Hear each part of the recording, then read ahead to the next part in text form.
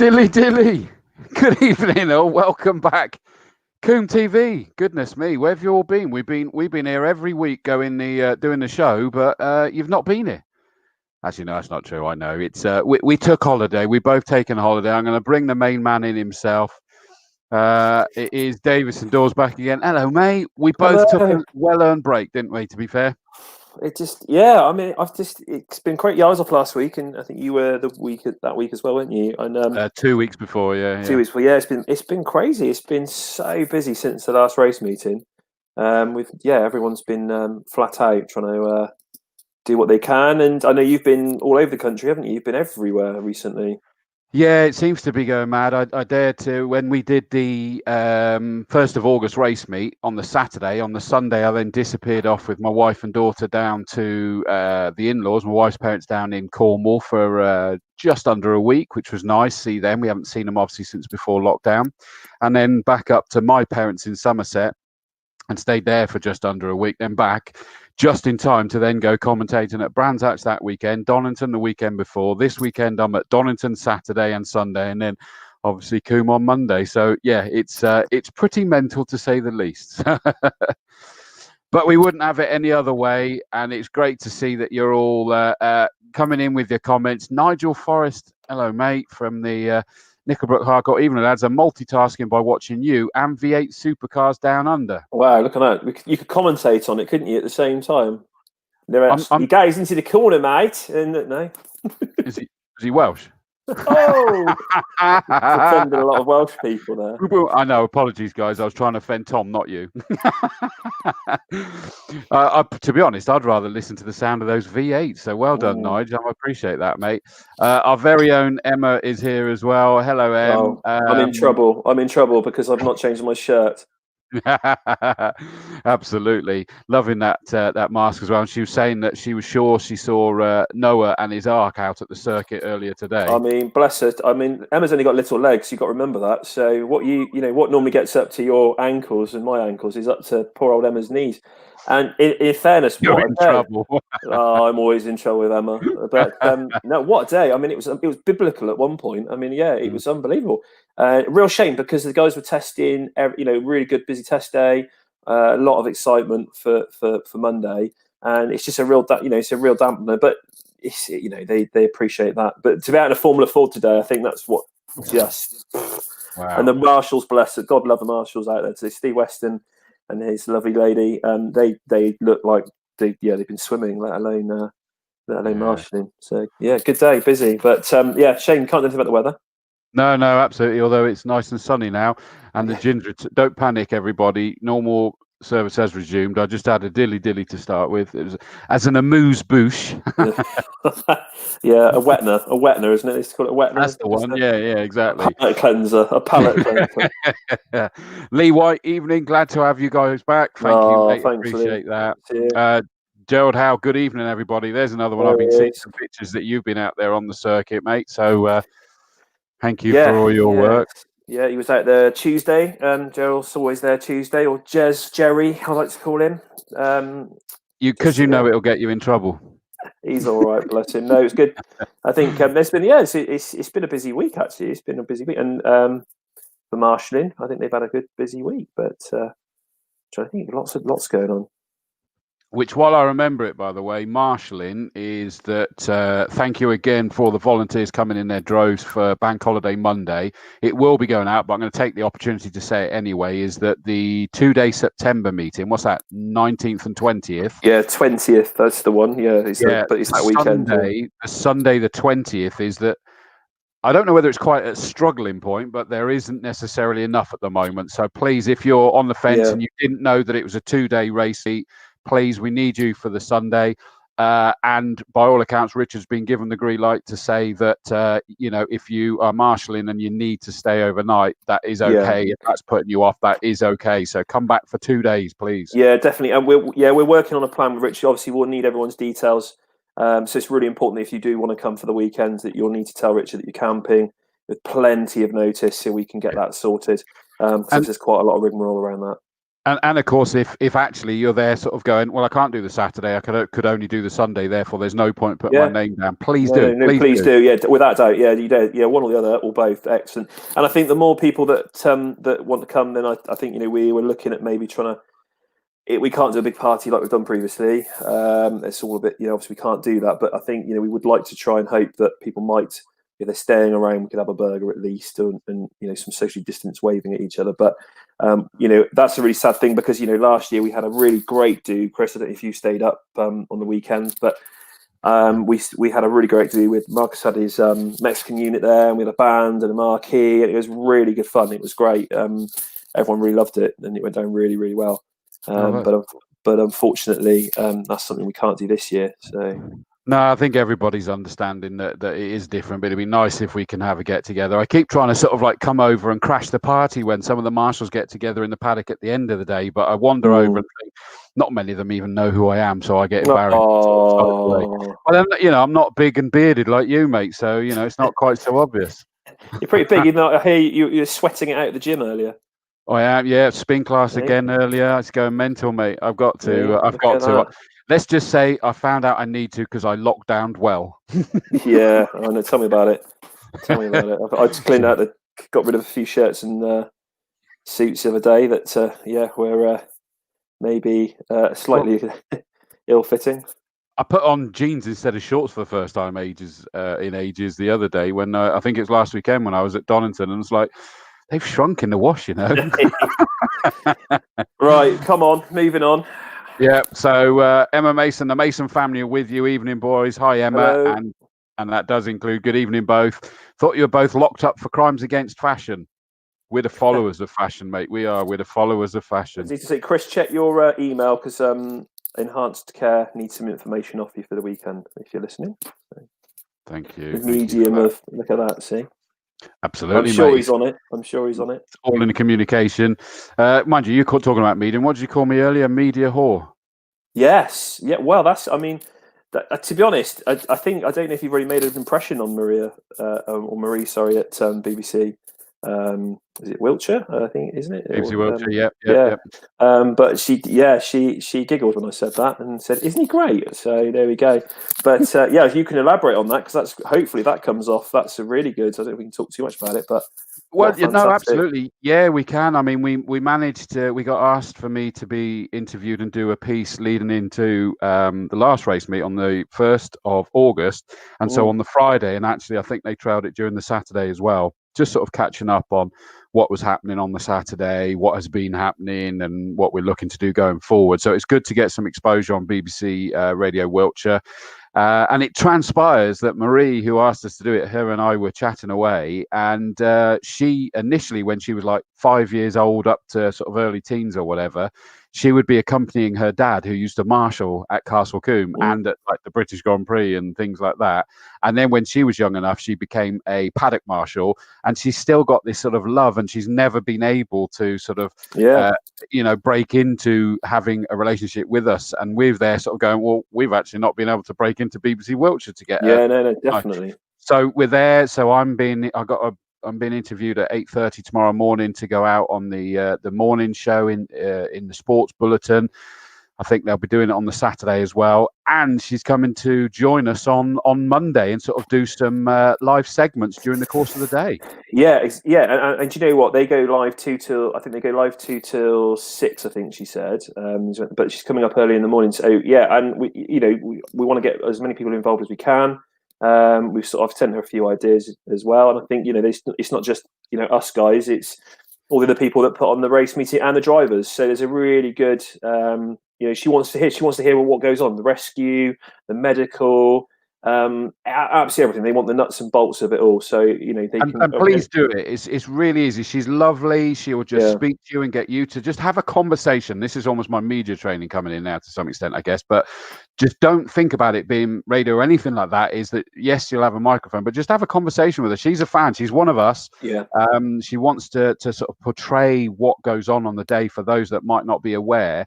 And it's great. It's a great opportunity to sort of promote everything that us as Combe family do all of you with your amazing jobs individually as well. And so, please, if we sort of manage to put her in front of you, please do speak. We want to try and get a snapshot of absolutely everything, if possible, time permitting, from her side. Yeah, of and course. It's great. It's awesome exposure as well that we're absolutely excited. Yeah. Thank you, Marie. We appreciate it.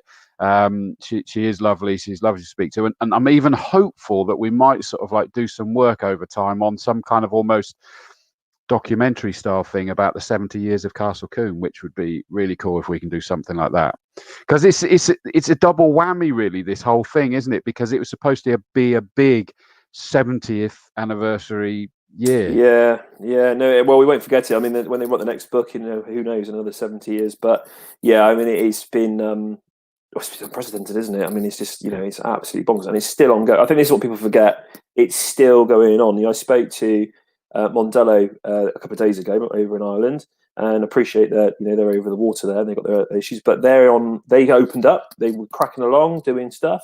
A couple of meat packing factories in their area, about sort of within 20 miles of their area, that basically had some outbreaks of COVID, and they've shut down that whole area. No one's allowed in or out of that county, and they can't operate.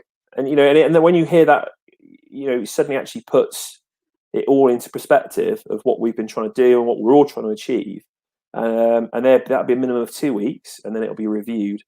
So you think to yourself how lucky we are. I mean, with Swindon, I was chatting to Swindon the other week, was a real hotbed, and you think we're in that kind of we're getting there, aren't we, on those postcodes? So it's still ongoing. It's still quite scary. So including mine, I live in Swindon, and it's sort of like always allegedly on the verge of a local lockdown. I don't know how true that is. Silverstone, of course, is that I was cancelled from commentating there because they're still not able to do it. Anglesey was cancelled the other week, not just as in the whole race meet was cancelled, and suddenly on last weekend at Donington we suddenly had the BRSCC Mazda MX-5s. Even though it was a Bark meet, Bark and BRSCC got their heads together. That's this is the craziness of the situation. Is it's done that to give MX-5 and the MX-5 Super Cup races at Donington last weekend because of the 11th hour. Bristol Motor Club had a meet at Landau called off. There's question marks over Pembrey. It's Thruxton fairly late had to say no, closed doors for the British touring cars. It's just unprecedented and crazy situation. Yeah, it is hard. It is hard. And the problem is, and I know lots of people. There's lots of things going on, but I just, it's like walking through treacle. It's literally like walking through treacle at the moment. And I was chatting to Motorsport UK today, and again, they're trying to do everything they can, and it's it's hard for them and getting any clarification. And they said, the government guidelines are just, what they're working with on a daily basis. And anyway, it is what it is. But we're getting there. We're getting there. No, it is, and it is lovely to see you're coming in. Stuart Tinker Taylor, he can't wait to see the Fuffers eventually. Hello, guys from one of the camp. You can't call it camp hardcore, Stuart. It's the camp softcore, mate. It. Don't change it on me now. Our very own Sam Preston. The boys are back in town. You better believe it. Mate. Bless him. And I do have to say again is that I know we've been getting some comments, including at the Racing Club board meeting on Tuesday night. It was Tuesday. Yeah, it was. Yeah. Combe TV, and I know a lot of you have said it, and we thank you for that. But we're the ones that you see. Sam Preston does so much behind the scenes, although he particularly chooses to stay behind the scenes by choice. But he, the images that go up with the post, the post details themselves.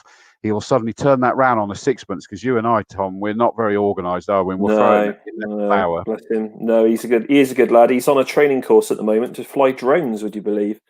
So watch this space. Yeah, I know he's just not over a live circuit, sadly. Well, that's what I said to him. But it's all good. Mike Cotton, good to hear from you, mate. Welcome back. Glad you're busy. I love the picture of Mike the last race meeting when he had his setup. He sent it in. He had his setup.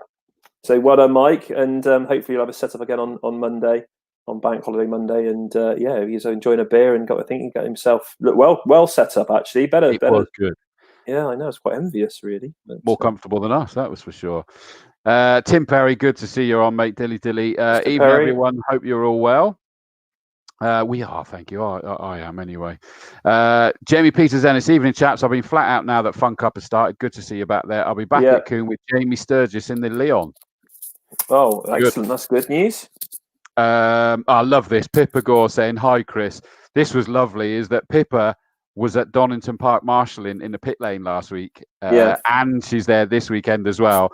And managed to sort of look down, and she was there looking up and waving. I waved down, and she then did a funky dance. So she's now said she's going to learn some new dance moves for when I say about her down there in the pit lane again. So Pippa, I love you. Excellent. You're amazing. Keep up the good work. Yeah, exactly. Fran Elson, evening. Good evening, guys, from Mike Good. Hurry up and get back racing, Goody. Yeah. And Matt Parr, you hurry up and get back as well. Good evening, guys. Good to see you. Papa Parr as well. Look, good evening, chaps. Good to see you, Papa Parr. We look forward to seeing you back in the paddock as well. You should do like the Spillers, Chris, as well. Get a car as well, mate. Hence, yeah, Pippa Gore says, see you on Saturday. Tim Perry, dilly, you better believe it. Darren Duffield, I haven't had a chance to actually get this photo. He sent me a wicked photo. He is out in the Mini in the hot hatches, and he's blown his own mind, I think, to be honest with you, with the success he's been getting in it. And genuinely, it looks like you've been there the whole time, Darren. Honestly, it really does. Awesome job. I think the only one he's not really able to beat is Stephen Jensen. That, let's be honest, he's turned a lot of laps, and that particular, I mean, he's been fine-tuned for a number of years. So, Darren, you're doing great, mate. And this photo showed just how competitive the hot hatches are. And I haven't added up numbers, but I think Joe was sort of whispering numbers about 40. Yeah. Or at least approaching it. Yeah, exactly. Well, okay, let's do it. It's about, I think I counted, and I struggle counting. 1, 2, 3 potato. So it was about 39 when I checked. But yeah, so that is really good. And we'll come on to that in a minute. But there's a couple of people who hopefully will get out there. I think have been bubbling around the edges, but it's just fantastic. I mean, we're talking about it, like you said, at the board meeting, and that is just growing strength. And I think we need to keep building that, and also look at what we can do with other series, other championships, and other things, because I think that's the whole point as well that's come out of this year, is that has really. Don't get me wrong, it's building all the time, but that's considering where we are at, that is just stonking along. It's just absolutely brilliant, fantastic.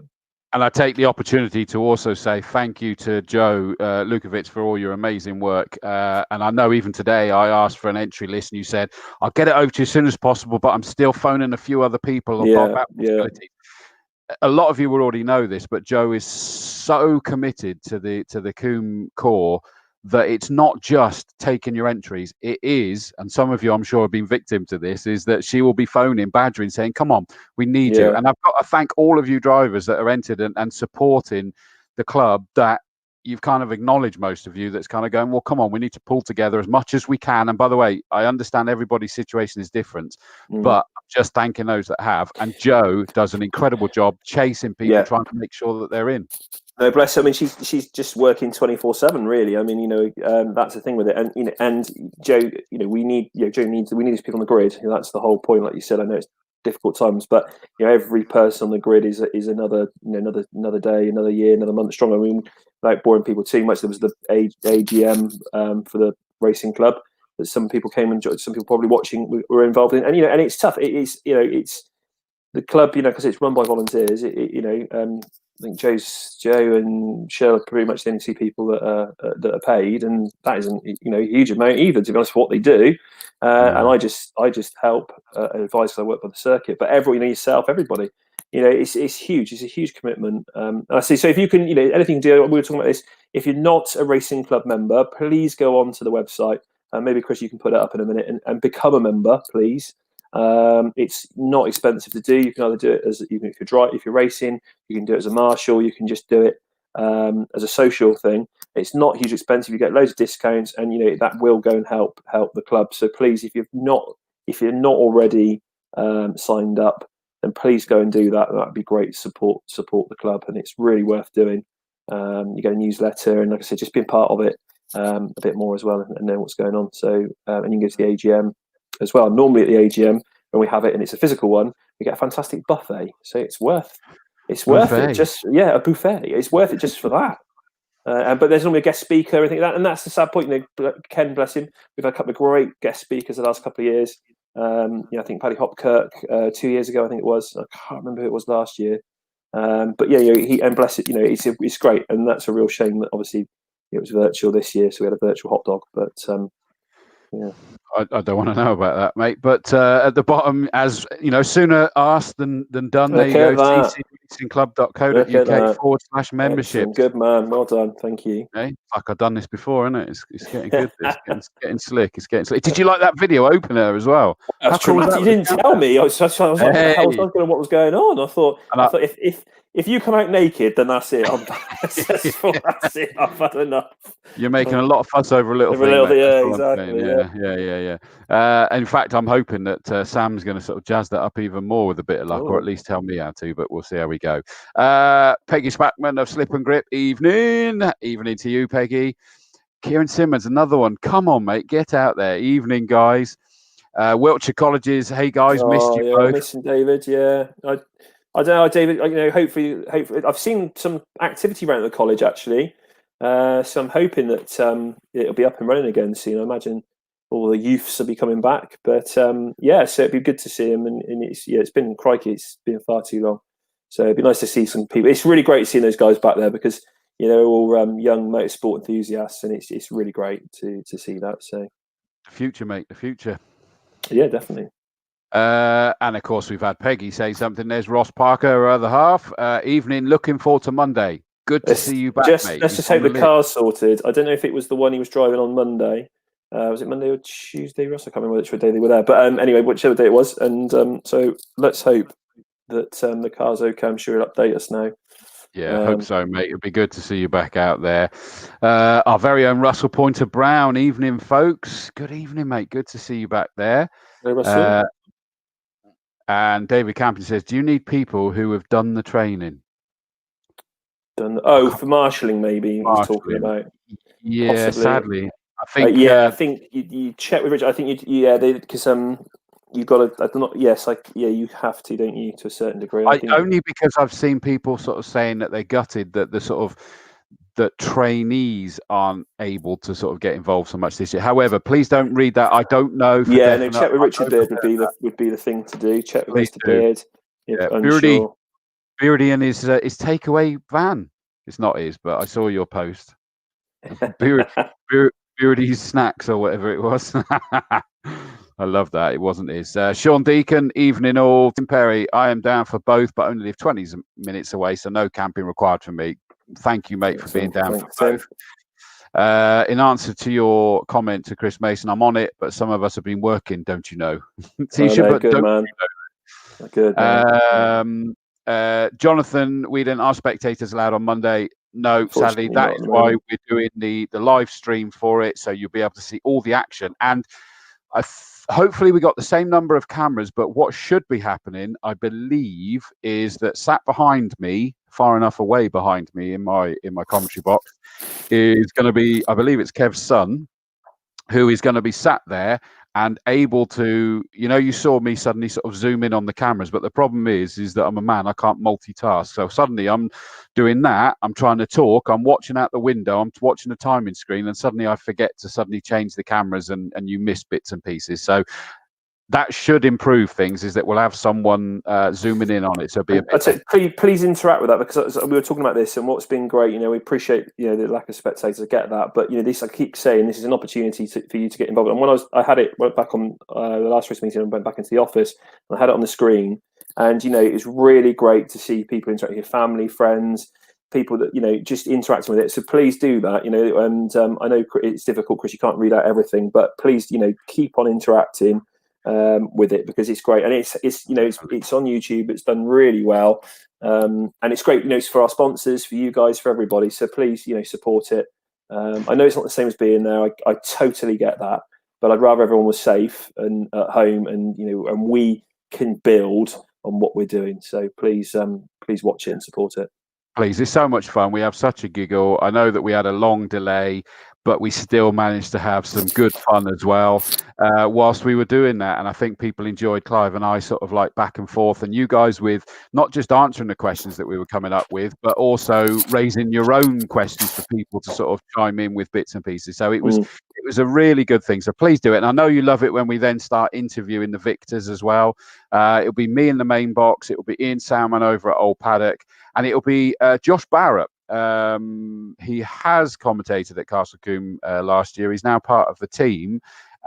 He will be doing the interviews down in Parc Fermé. So if any of you are victors, you hopefully will be guided into there. There'll be if you didn't see it last time, hopefully it'll be the same as last time. Is that there'll be 2 static microphones. Josh will be at one with his face mask on, speaking into that. We'll have the camera pointed at you. I'll bring them in at the right time, and then each driver will stand up to this microphone just close enough to be able to be heard, and then change over to the next one, and everything will be great. So that it hopefully it will have some good fun. I think 2 times we've had issues where cars have sort of crashed into barriers that have taken out cabling that's caused us the odd issue, but hopefully they'll behave this time and we won't have that. So please, as Tom says, do interact. Chris Pearson, good evening, fellas. I don't know if you're going to be there on Monday, Chris, but hopefully not sat on the hard shoulder half of the day this time with a problem with your car, mate. But fingers crossed. And Pippa Gore waves at Chris. Hopefully you'll be doing that on Saturday and Sunday at Donington Park as well. Matt Coyle says, surely the 71st is going to be more poignant with Castle Combe coming back bigger and better. Mate, I love it. Yeah, hopefully. Let's see. I mean, like I said, still, I mean, you'd hope, wouldn't you? I mean, absolutely, you'd hope. And that's the plan, isn't it? That is the plan. It is. Poignant's the right word, I think, there as well, as it is that we've all pulled together. I mean, Combe TV was kind of almost like a symbol of that, of how we've all pulled together, and we've had so much fun and kept everyone's spirits up, and we've enjoyed it as much as you tell us you have as well. So thank you for that. Stuart Tinkertailor says, "Oops, I made a mistake when he said the camp hardcore. It's the camp softcore, mate. Come on, you know it." Ben Scrivens, that was a wet one testing today at Combe. Pembrey has been cancelled by all accounts. Okay, so there's another one. Pembrey's been cancelled. So by all accounts, so in other words, it's not official. Yeah, no, definitely, of course, yeah. But Ben, are you down on the list, Ben? Just having a look now. Can't see you down on the list, mate, but I was hoping that you were going to be out there. But challenges of testing were out there. What's this? Mike Cotton says, what do Alton and Mallory have to do to let spectators in? Totally different things. Don't know about Mallory, sort of law unto their elf. Alton is one of the MSV where they've taken out separate insurance. And incidentally, it's worth people being aware is that even if or when spectators are back, is that there becomes 2 bubbles. And that's all the circuits. That's all, at Donington Park this last weekend. And I'm sure Pippa knows that as well. She was there. The competitors are in the paddock. They're not allowed to go wandering off around the circuit. The spectators that are now allowed there, but that's because there's a big parkland and they've got richer people running it and better insurance and what have you, and more modern facilities like the toilet blocks and everything that are easier to keep clean. They're not allowed in the paddock. Now that is also Snetterton, same thing, and it means that the main restaurant they're not able to get into. So there's plenty of challenges at all of them. Mike, don't think the grass is greener, mate. It really, really isn't. I don't think Mike's saying that. I think and this is what people. I got to say, this is what Motorsport you hens are talking to them today. You have to create 2 bubbles. So the people in the paddock, anyone who's there participating, and anyone they bring with them, they are not allowed out of that paddock area. They cannot go anywhere else, as Chris just said. And then the people who are spectating, they aren't allowed anywhere near or into that area. So, for Combe, that's quite a lot for us to do. We've got to fence off quite a lot. You've got to then manage it. It's completely different. It's not. We've never normally do that. I know. It's normally either open access or you have to have a transfer or anything else. So it's all these things we've got to think about, and the security to do that, the fencing and everything. And also, I think the spirit as well. At the end of the day, we're known for our open access, and to suddenly change it. And I think that's what people got to understand is you have to create 2 bubbles. There's a Motorsport UK bubble, and there's the Castle Combe spectators bubble. Now that's fun if you're, in fairness, quarry hardcore and things, like I said, but you see how deep it gets down there. Then there poses issues, like you said, the toilets, the food, the catering, everything. So it's this 2 bubble thing. Donington, and just as the latest example that I've been at is the easiest one for me to speak about is it's this beautiful big open parkland, and it's virtually impossible to stumble over each other. We've got the spectator bank is like that.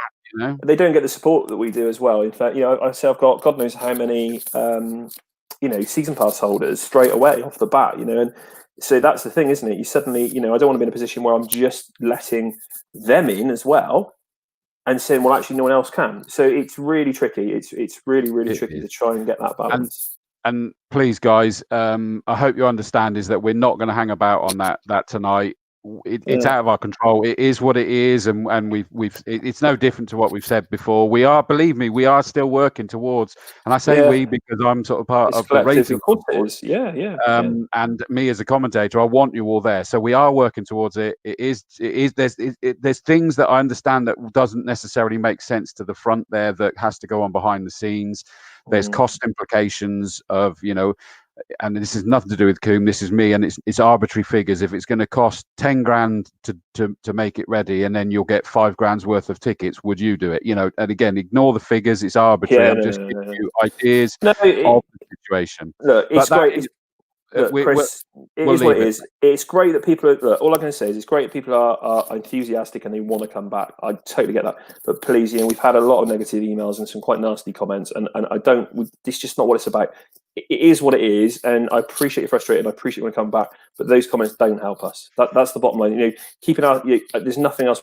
Yeah, and we can do at the moment or say. So please, guys, we'll update you and we'll do what we can. And then when we open back up, brilliant, we want your support. But and I have to negative say, emails and Facebook messages just aren't helping. Those that aren't having commentary, and that does, like I say, it does include the likes of Silverstone and what have you, is that they don't even have commentating. So no spectators, no commentating. Whereas, to be fair to you guys, is that you've gone, no. We're going to have commentary and we're going to have a live stream just to try and bring it. So thank you guys at COMBE for doing that. So let's move on, Chris. Move on. Duncan Harris, I was racing at Donington, and without the joining of Bark and BRSCC at that meeting, we would not have raced after Anglesey's late cancel. Absolutely. It was so good, and it was such a great weekend to commentate on. I had an absolute ball. This is an interesting point. Nigel Forrest says a camera drone was in use for last year's BTCC at Alton Park. Really? I thought it was literally an MSUK thing that said no, unless it was off the edge of the circuit, so it wasn't. I think there's some. Obviously, Sam's doing his course. I mean, there are some. I'm sure there are some guidelines. I think you've got to be 150 meters away and things like that. And and also the TV drones, because it's the same with horse racing. A lot of the horse racing drones. I think that's the difference. Is they're quite considerable, the drones. Yes, no, absolutely. I know that I was at Silverstone a few years ago, and it was MG Live. It was.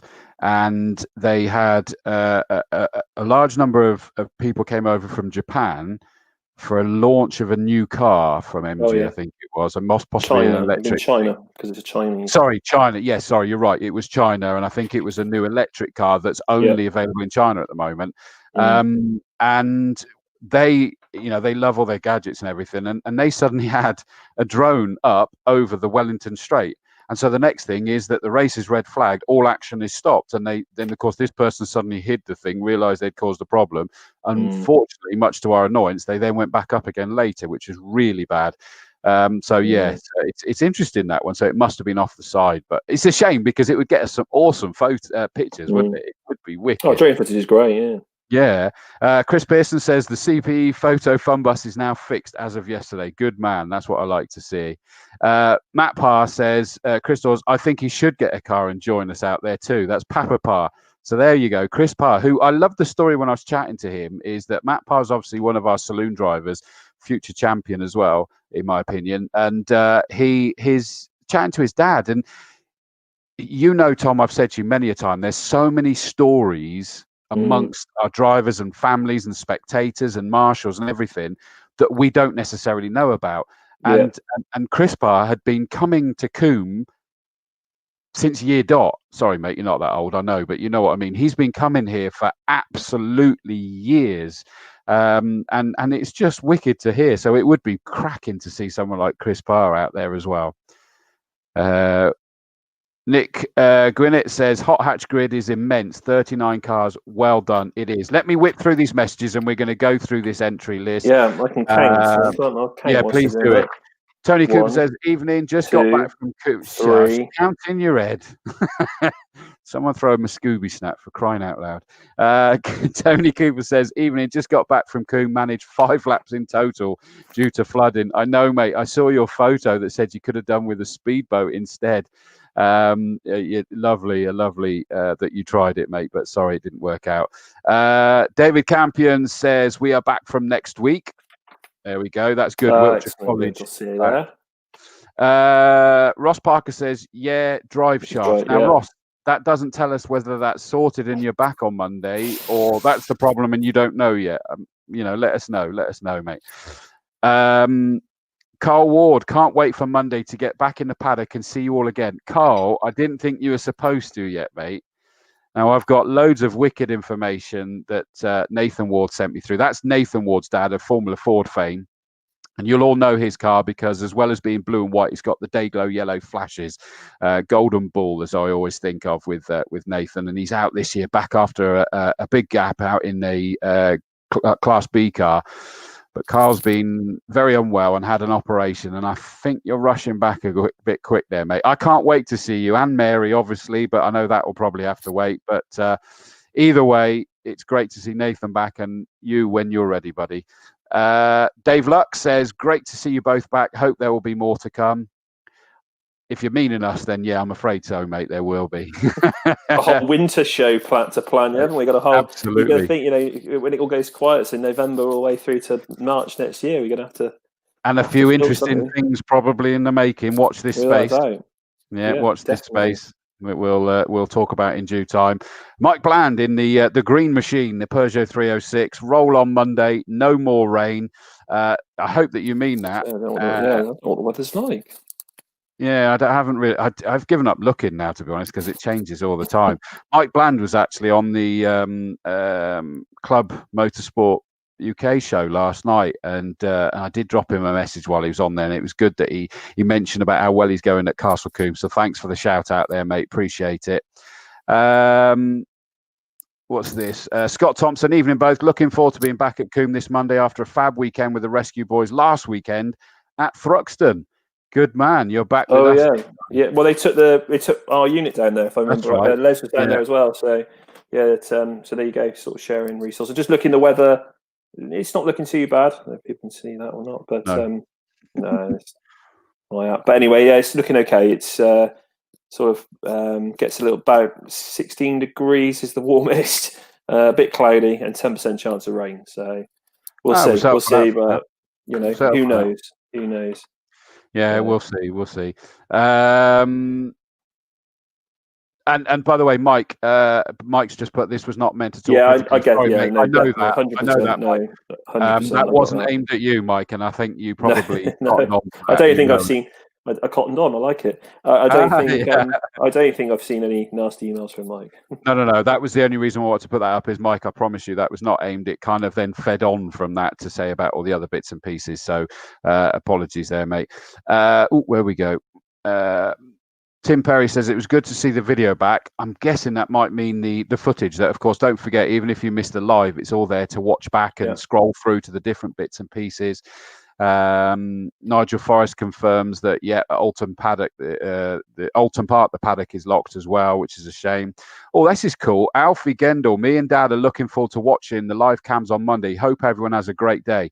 Look at that photo. Alfie's a young man, a future superstar, and he's just got a triple victory in these mini NASCAR things. They look incredible. In fact, if you read your local paper, Tom, I do. Yeah, I was just about to say that. Funny enough, he's in there quite a bit, and I've seen him one of the action days back last year as well, and they took it out on the track. It was hilarious. So there was all these parade cars. And it took it out in this little thing going. It drew a lot of attention. It was quite hilarious. The races on the quarter mile ovals, they look incredible. Yeah, and it's just scaled down. What gets me is he's literally just a miniature version. It's just bonkers. And they are for what they are. They're absolute pocket rockets, and definitely a superstar in the making. And thank you to Alfie and obviously to Jeff. Which interestingly, that Jeff Gendel has mates that I'm mates with from like my school days and stuff like that. It's amazing how that sort of still sort of works itself out. But they've actually got Open Doors training stickers on the side of that car, and I thank you for that. I was going to say there's a lie there somewhere because surely you didn't go to school, but we'll move on from that one. I did, my honour. Nigel Forrest confirming the drone was down at Island Bend between the track there and back. Really? That's bizarre. That's closer than I expected there, but never mind. Can competitors have a viewpoint to watch some racing along the start-finish straight? Sadly, isn't it? That's the point at the minute. Oh, there we go. Emma's confirmed how we're getting Carl Ward there. Emma said that Carl is going to be my assistant on Monday. Like it. That's fair enough. As long as he takes it easy, that's the main thing. We need him there. Right. So Ross does answer in a minute, but his good lady answers for him Obviously. first.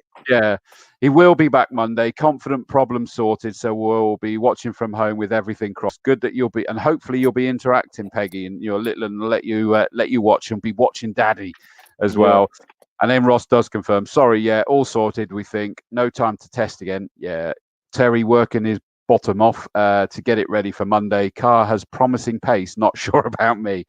Don't worry, mate. You'll pick it up. You'll pick it up. just getting someone else's slipstream. Yeah, exactly. Wicked. Look at this. Tom Hunter Jr. checking in here from the US, Formula 4 competitor at COMBE in 2011 and 2014. I'll be back when the UK lets me back in. How cool is that? That's like great. That's like a breaking news piece, that isn't it? Really? Yeah, well done. I mean, I'm hoping it's because of the whole coronavirus thing and not something else that he's done. That's the only thing I'm reading that and just saying, is it? So Tom, hopefully, we are assuming. Yeah, it's not a legal requirement, Tom. But mate, honestly, that would be so cool to see you back again. Factual point: Chris Mason says medical centre will be manned from 1900 hours. That's 7 p.m. for some of you. Sunday night through until end of racing Monday. Should you have any issues? A medical issue. Let's just clear that up. I mean, as lovely as Chris and Emma are, don't go hanging around just asking them for tea bags and stuff. Oh, well done. Look at that. There's a current Mrs. Dawes. Hello, current Mrs. Dawes. Thanks, current Mrs. Dawes. Yeah. Incidentally, I'm a bit nervous now, though. The next comment says, from my good lady, winter show. I'm not sure the current Mrs. Dawes will be available for gin refills for that long. Well, where's she going? Where's she going? That's a worry. Your house, I think, isn't it, mate? Well, steady. Next door is for sale. And on that note, though, because I mean, we're just sorting it out at the moment, but we might as well, for those people watching, is we're going to do the awards night live on this, aren't we? That was the point. I thought I didn't know whether I could say that or not, but that I just did. So. You did, thank you. So I can hide behind that now. Absolutely. Yeah. It's going to be put out there. So I mean, don't get me wrong. There's a lot of tweaking and stuff to do, but I mean, in a nutshell, I mean, that's the plan, isn't it? I mean, and it was agreed, so I think we can talk. Yeah, about definitely. I can't see any reason why it won't go ahead. But and the plan is for the same night that we would have done it. What's that? 14th November. 14th, yeah. Bear with us on the details. I've got to work out technicalities and all sorts of bits and pieces. Is that we intend to have a big virtual awards night that all of you, whether you're involved directly or not, will be able to watch, and we'll have a fabulous evening. We'll be able to bring in those that are winning the trophies in on the screen, as you've seen our guests done, and grab a word with them. All of that sort of stuff. We've got to keep this going, haven't we, Tom? Keep the pomp and ceremony of COMBE TV. Yeah, definitely. And I think there is. Yeah, don't get me wrong. There's a lot to sort out because obviously we need to get Jay needs to get all the trophies out to everybody. We need to then get in contact with them, make sure people are available that night, and then, like you said, Chris, get them lined up and keep the time frames. Get sponsors involved. Get like you said, we'll do the Wooden Spoon Awards. We're going to do all perpetual awards. That's the plan. So actually, it's a huge task. And then those people that can't make it on the night. The great thing is that we can interview them before. So that's good, and record it. So so hopefully it will a lot more people. Absolutely, and it is that involve some of those that don't necessarily get to make it to the awards, and it'll just be good. No David Rose, that I doubt they will deliver gin, although I have put in a personal request if I'm hosting it, surely. Yeah, I've got that on all. I've got a tanker coming up for you for that night. That was the honest reason why we've delayed, is I drank Wiltshire Dry of gin, and we had to just wait for them to restock. Now they've got some back in again. Off we go with COMBE TV. Lock and reload. Also got to say, Becky Hill. Hi, Becky. Good evening to Becky, one of our Orange Look at that. Oh. Shrilla's magic door. She must have heard a little glass of red just to keep you warm. The future Mrs. Davis. I like it. She's looking after She's you. learning. She's learning. Yeah, she is. Emma Mason. I'm not putting yours up. I can't get away with that one. It was an alternative on twerking. That's all I'm saying. And no, I'm not putting that one on. I can't. But you're probably giggling away now, knowing that it was a naughty one to put there. I can't. I get to see it, but no one else can. Sorry. Do you know what, though? I still think that we need to do an after-hours adult-only show. We do. And we'll get Rob back again as well. Don't tempt Emma. Oh, we got to do it, and that'll include Rob Jones. You know it. It's got to be done. Right. Let's turn our attention at last, says Tom Davis, to the Monday entry list. It's looking good. I've got to be honest. And that's it. That's all I'm going to say on it. So thank you for joining us. Where are we starting? At the top? We'll start at the top with the saloons. Saloon Car Championship. That seems to have sort of beefed up a little bit this time, which is good. To let you know, just to sort of remind you, course truth, I should have sorted this out a bit better, shouldn't I, really? The saloons last time round on the 1st is that race number 1 was won by Gary Preble. Fabulous second place by Chris Rawlins in his Golf GTI, and Adam Preble in 3rd. Sadly, it was a huge issue for Gary Preble for race number 2. He didn't make it out onto the circuit. Well, he did, and then straight back into the pit lane, which is a real shame. And it was a victory for his brother Adam Preble, pure domination. Simon Thornton Norris came home in 2nd place after his DNF in the first race. And Chris Rawlins again a 3rd. So a fabulous weekend there for Chris Rawlins in his golf. And kudos, mate. That was absolutely brilliant. So in terms of the championship standings at the moment, overall leader is Adam Preble on 29 points, which of course means he's leading Class A. 2nd place is Mark Sutton in the Class C, the MGZR. He obviously is leading Class C and 2nd overall with 26. 25 points, Chris Hignall in the Class D car. He is 3rd in the championship run-ins. And then just to sort of let you know, John Lannon is sat 2nd in Class C and 4th on 22 points. So it's really, really close between the championship standings. And I've got to pick up on John Lannon. Great story with John Lannon on the last race meet. And thank you for the guys for popping this information through to me, is that he had a problem in the first race, I think it was. Let me just double check. No, it was before. So it was after qualifying. And it didn't look like it was going to happen. Let me just make sure I get this absolutely correct, because there's quite a bit of information. So during qualifying here, the car's diff exploded, blowing the gearbox to bits. He has been run by Rock Valley Automotive, but Rock Valley weren't actually due to be there at that meeting, because I think there'd been like a barbecue and a party, and Big Nath wasn't actually racing this time. And so they weren't there, but they obviously got on the phone to Rock Valley, and a rather hungover John and Big Nath were like, oh no, really? They managed to pick up a second-hand gearbox, scoot up to the circuit quickly, and spend the whole time getting it sorted. Managed to swap the box with 5 minutes to spare before the start of the race. And he'd only done one quali lap. He'd have to start from the back. So sent him out, told him to shift as little as possible and be careful, as it did not have an LSD in it and the box was not proven. The reason why they did that, Tom, is that they'd heard that if he at any point won his class, he would propose to his girlfriend. Oh, right, so okay. They were not prepared to stand by and let this one go. They jumped into action. They got to the circuit. They got this change. They got him out there. And race number 1, winner of Class C, car number 25, John Lannon. And then he doubled it up in the second race as well. And he then went home as promised, and he proposed to the lovely Sophie. And John Lannon and Sophie are now engaged to be married. Oh, that's lovely. As a result of getting that victory, isn't it just? So, yes, that was a very worthwhile point to make there. So well done to John Lannon, and he is obviously in the entry list. So that is the standings at the moment. In terms of the entry list, Class A, Dave Scaramanga's back. He was missing with his Volkswagen Sirocco last time. That's good to see. Rob Ballard is back out again, and he's looking very, very strong. He got a trophy as well for third place in Class A in the second race last time. It was very tricky conditions, the first race, from memory, wasn't it? We had rather wet, but it sort of changed. So Rob Ballard's out there. Chris Rawlings back in his Volkswagen Golf, and we've seen how quick he's going with a second and a third last time out. James Blake, car number 39, not mentioned him out of turn because he's actually now in a Class A Seat Leon, not his MGZR.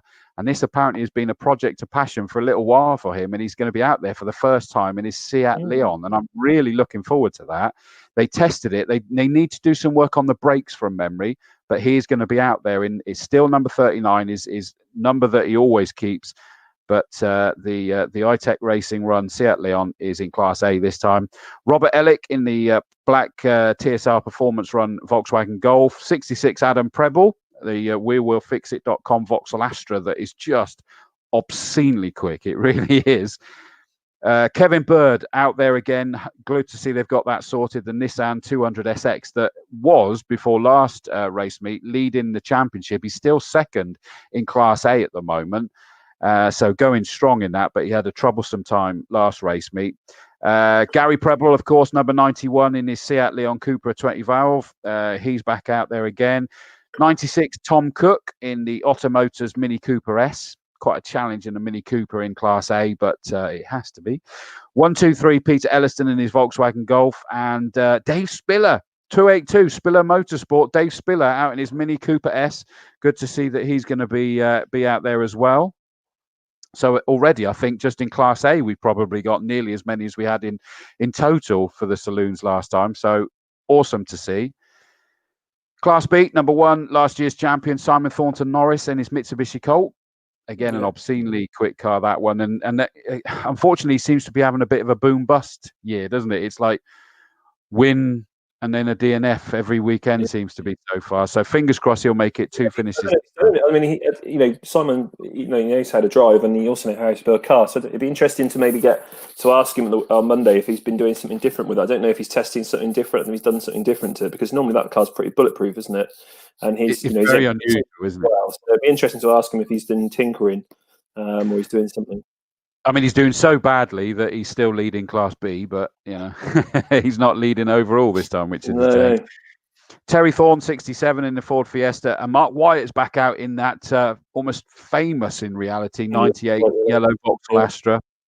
Good to see he's back out. Class C, Stuart Hignell, Team Blast Citroen Saxo. He was having great fun with his brother.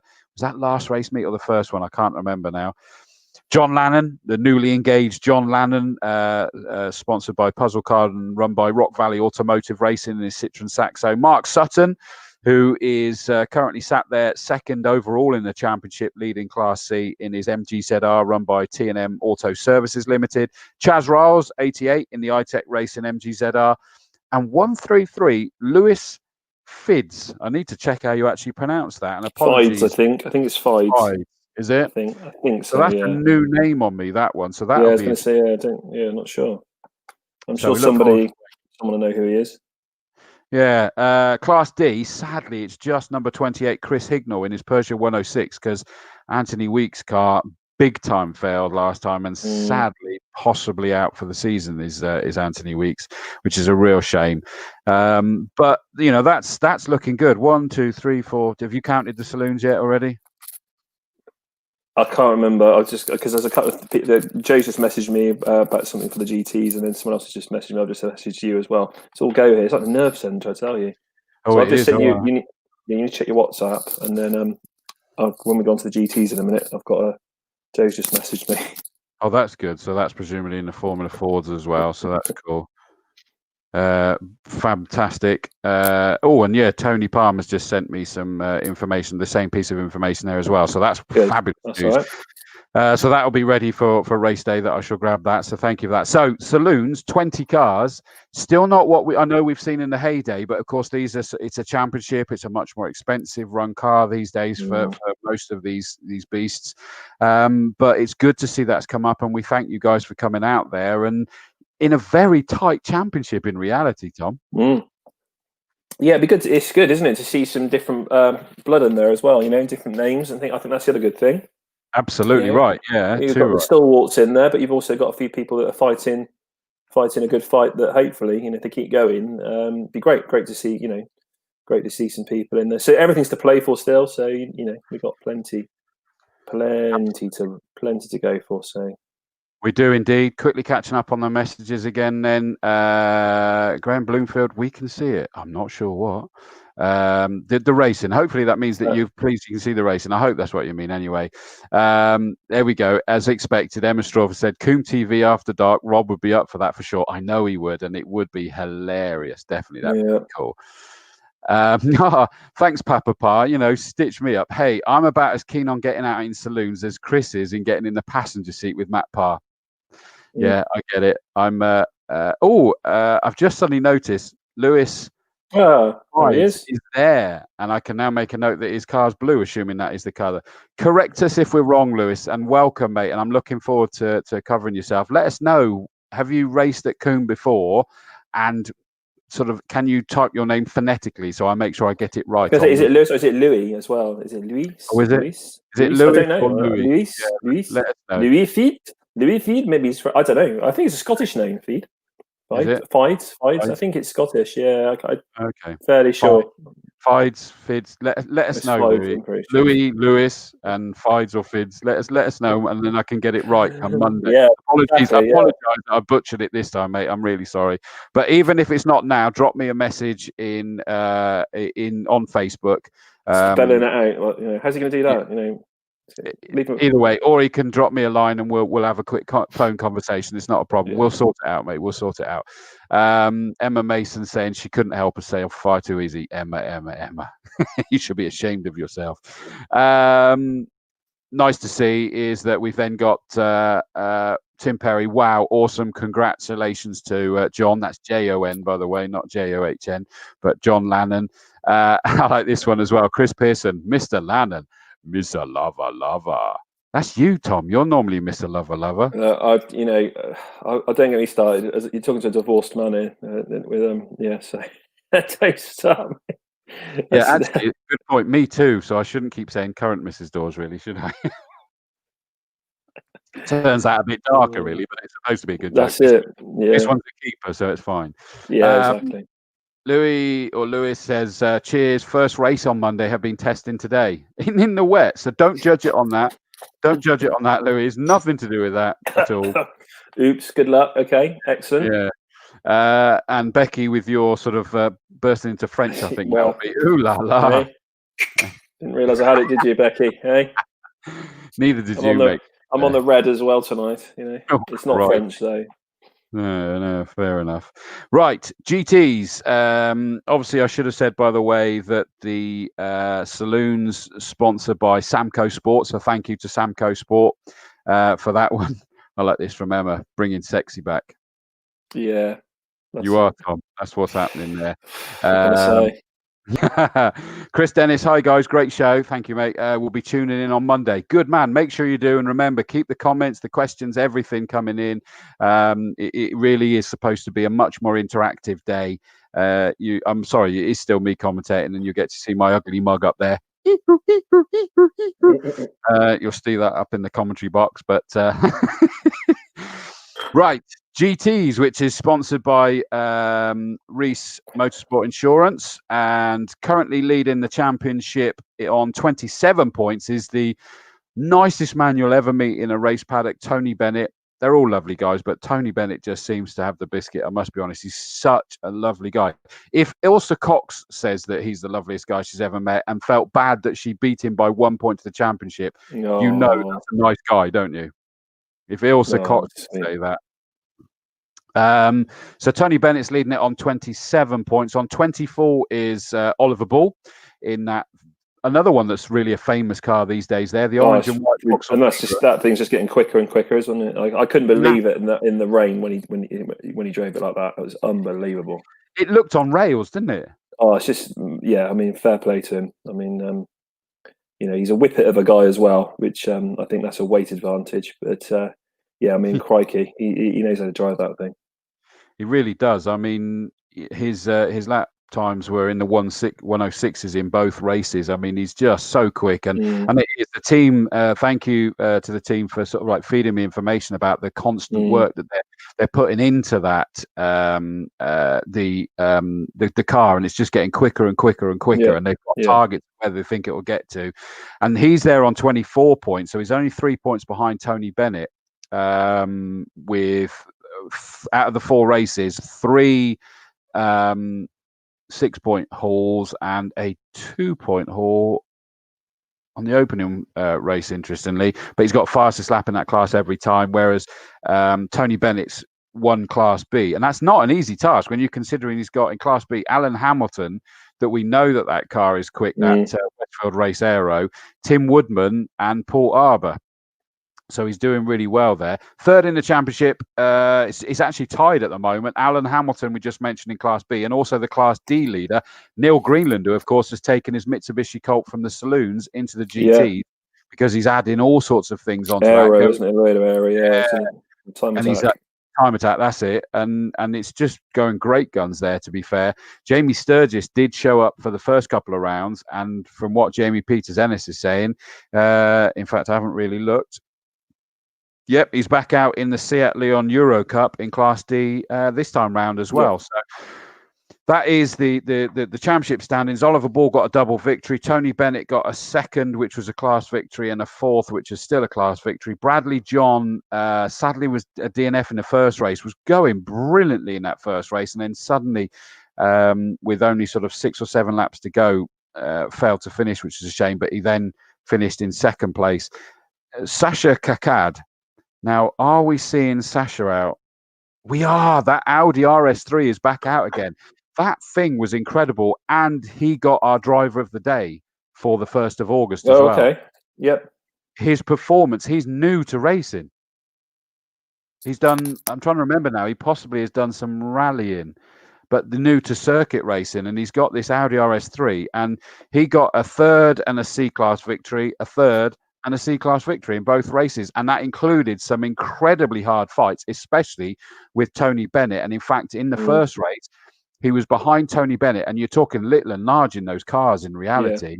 And Tony was doing brilliantly in terms of defending. And he would have been he was a suggestion for driver of the day. But the sad thing is that Tony was doing what we know Tony does, if that makes sense. Yeah.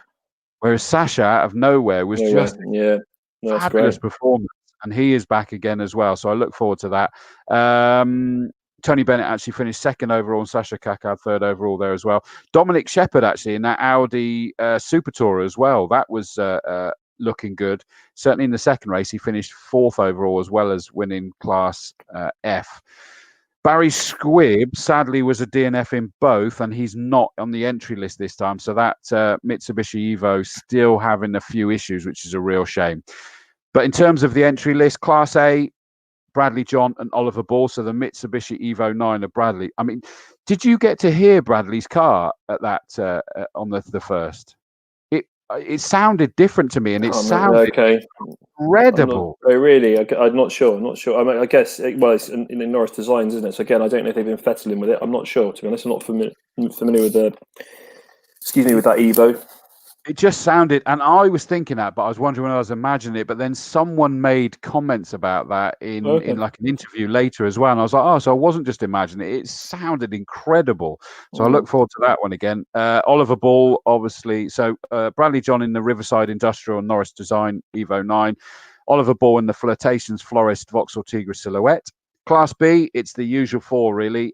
20, Tim Woodman in his Caterham 7. Tony Bennett is Caterham R300. Yeah. Paul Arbour in the AB Typhon. And Alan Hamilton is Westfield Race Aero, which is lovely to see consistency in that as well, isn't it? Those guys are here time and time again. Definitely. Brilliant to see. Oh, Class C. Oh, suit you, sir. Nigel Mustill is out in Nissan GTR. Wow, that's the sister car to Godzilla, which is racing in the GT Cup, and occasionally Nigel Mustill takes that into the GT Cup as well.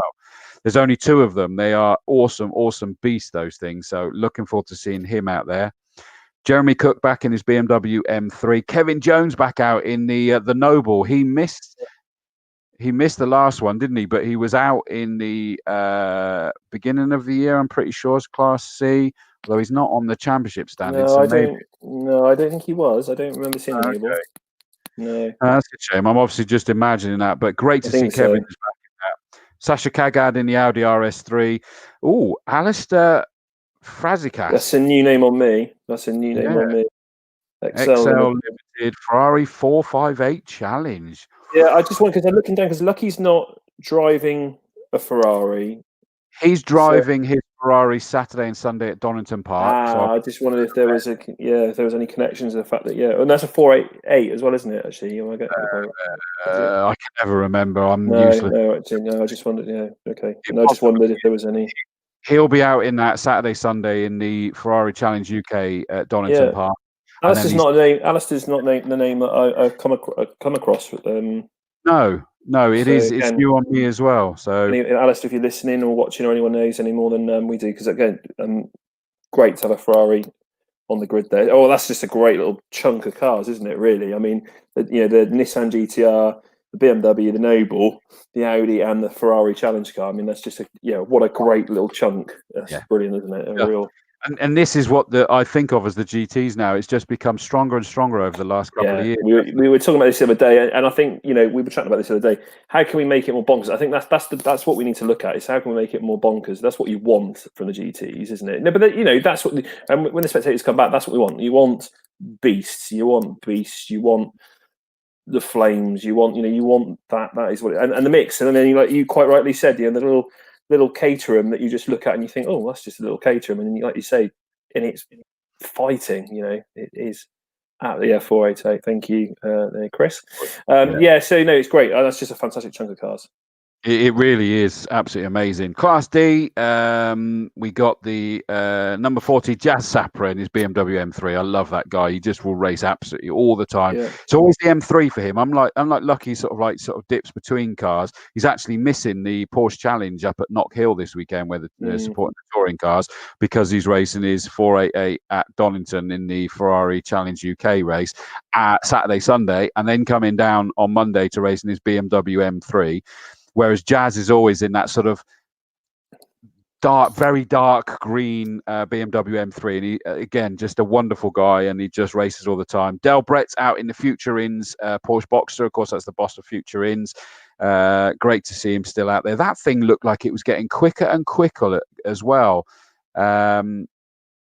There you go, Mike. There's a point. The Noble had a big shunt at race 1 from memory, but I could be wrong. That'll explain why in my head I don't remember it. Yeah, could be. Maybe it was there. I don't. In fact, wasn't that with what was the car that went out in the big accident in the race? It's not showing there because we ended up with a complete restart, didn't we, last weekend? And I think it was a moment there. So that will explain my confusion there, Mike. Thanks for that.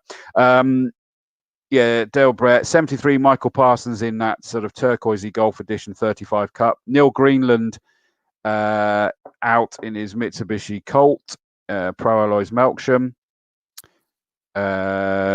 Jamie Sturgis back in the Ram Air Filter Seat Leon Euro Cup. Lucky Care, as I say, in his BMW M3 E46, and Martin Thomas in his BMW M3.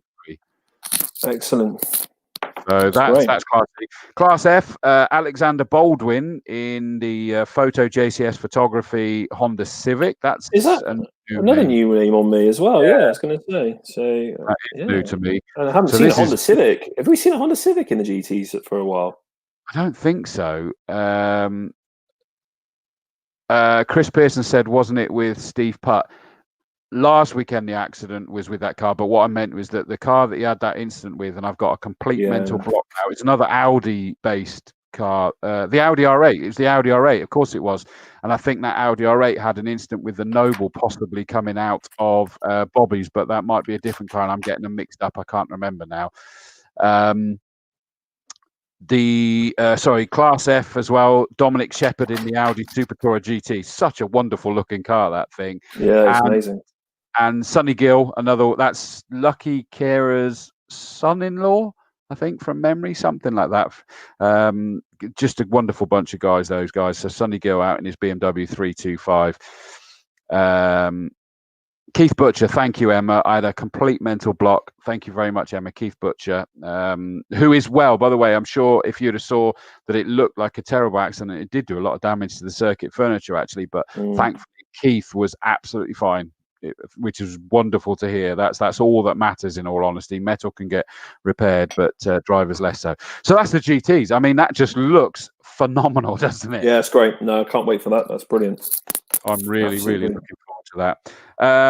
On to the Castle Combe Formula Fords, sponsored by Premier Financial Services. Last race meet, it was a double victory for Luke Cooper, and talk about the cat getting the cream. When I was leaving the circuit, seeing him with his dad Alan in the truck, he was delighted with that one. And the reason being, in fairness, he did not get that race weekend his own way. Despite the double victory, he did not get it his own way, and he had to fight incredibly hard to get that. And he knows that it made a big difference, especially as whilst in race number 1, Felix Fischer, who is his closest rival at the moment in the championship, was second to him. In the second race, Bryce Aaron actually finished second with Felix Fischer in third. So that meant that he was taking even extra points away from Felix. Those two are going at it brilliantly. The championship standings, Luke Cooper on 90 points with 3 victories so far. Felix Fischer on 82 with 1 victory, 2 seconds and a third. So Luke Cooper is doing what he needs to do there. But I still, you can't, and Luke won't be discounting Felix Fischer. He's going to come back at him as hard as he can. And Bryce Aaron, Grant Palmer, they're both sat there in the Low Dempsey racing cars, both sat there third and fourth in the championships, with Grant Palmer, who we were just getting some information, which is great. Thank you for that, because that will be good for Monday. Bryce Aaron and Grant Palmer sat there in third and fourth. David Vivian fifth, who had a challenging weekend, sadly, and it did include him getting taken out, which certainly in the first race, it was amended because Alex Walker was given a 10-second penalty and 3 points for taking David Vivian out, heading up over Avon Rise, that one was. So it was quite a quick place to do that. And I think it was just one of those character building weekends for David Vivian, but he still sat there fifth in the championship. Great job to see Matt Hallam sat in sixth place as well, in fairness, and he'll be looking to carry that on in the on Monday as well. Yeah, he's in a Kevin Mills car now, isn't he? Yeah, it's going to be a lot of fighting in there, isn't there? I think that's the bottom line. I mean, obviously Luke is close to our hearts at the circuit. He lives on the circuit, and his dad, Alan's been a huge part of the circuit for many years. So, really close to us. But yeah, no, I mean that it's all to play for. I'm just sorry, I was counting, so I got past Potato, and it looks like 24. Brilliant Formula Fords, which is amazing, and great to see some people. Carl Ward says he's been talking to Tom Hunter Jr. out in California. Okay. Assures me it's COVID that's preventing him coming back to Combe. He totally denies the rumour that it's an outstanding bar bill at the Bell. Right, excellent. I'll get down there and ask. That's great. Yeah, we'll believe it. Oh, by the way, great to see Becky Hill. Can't wait to get back into Orange on Monday. Good to see you back, Bex. That would be great to see you there as well. So, there we go. Let me just hide that one again. So in terms of the Formula 4 Championship, so yeah, 90 points to 82, 73, 64, 63 is the top 5. So very, very close to say the least. The entry list, yeah, I mean, it is just looking amazing. Class A. Just great, isn't it? I mean, really have them keep coming, and I'll tell you what, to have the guys keep coming back, because I think there was a few people who weren't too sure at the start, but to have those guys all coming back is really great. Is really, really good, and that's a testament to what we're doing. Thank you, everyone. It is, and we always thank our local teams. TM Racing, Kevin Mills Racing, Solely Motorsport, Swift Cooper. We Wayne Paul Racing as well, obviously, and we thank those guys for coming back time and time again. But it's so good to see that Low Dempsey Racing, we thought that was just at the beginning. They were almost kind of live testing to some extent, but they keep coming back. And we thank you guys in what I know has been a big change for what was Dempsey Racing previously. But obviously with the sale of the team, it's now Low Dempsey Racing. And it's just brilliant to see those two, the Grant Palmer and Bryce Aaron. And they're youngsters with a very bright future. So even to have young superstars that are names that I would suggest is worth keeping keeping in your mind. And I think cutting their teeth at the circuit. I think that's the beauty of COMBE, isn't it? Is they're probably not going to race many places like it. With the proximity and also the guys they're up against, they're seasoned pros, aren't they? They're the ones that they dominate it. They know COMBE. So for those guys to be doing so well against some of our stalwarts again really is fantastic. It's really great, and it hopefully open a few more doors to people thinking that actually let's go to COMBE and let's see what it's about, and let's get involved, because that's a good testament to those guys. A good well-run team, don't get me wrong, but to be up there fighting coming straight out of America and all the things they've done to do that, and fighting in those positions, like you said, good people to watch. Fighting for race wins, exactly right. Definitely against people like Luke, who we're getting to the point where probably, and the same with Felix. They're almost going around that circuit blindfolded, aren't they? They could do. To be honest, and I mean that in the nicest possible way. But that's the point, isn't it? They live and breathe. They know that circuit. Even David, Vivian, people like that. And then again, you've got Kevin. If you will, on Kevin Mills' team, you've got Kev. He knows the circuit so well. So for those guys to come in, that's a really great testament. So. Is definitely. So entry list: Felix Fisher, obviously TM Racing in his Rage 06. Tom Hawkins, Grant Palmer, we'll be talking about the Low Dempsey Racing run car. Matt Hallam in the Kevin Mills Racing, and Zen Monkey Clothing. Welcome to the team, Zen Monkey Clothing, a new sponsor for him at the minute, and hopefully they'll be involved next year, and I'll get the opportunity to actually catch up with Zen Monkey Clothing to find out a bit more about them. And Matt Hallam, of course, was the winner last year of our sort of like Star of the Future thing that got in the drive with Wiltshire College, which in theory would have put pay to him racing this year, because of course Wiltshire College having to close down with the COVID, but to David Campion's dismay, as we know. But thankfully, he's managed to get out there and is racing in the Kevin Mills racing car. And he's another guy who's catching up with his dad, is that he's someone that not only has been a spectator for decades at COMBE, he has also raced in the Formula Fords in the past as well. So good to see Matt Hallam getting stronger and stronger. Kieran Atwood, David Vivian, Luke Cooper, Chris Acton, the pilot from memory, I think he is, in the Solely Motorsport run car. By the way, forgot to say that David Vivian in the Kevin Mills Racing and Dent Mania car. Robert Hall,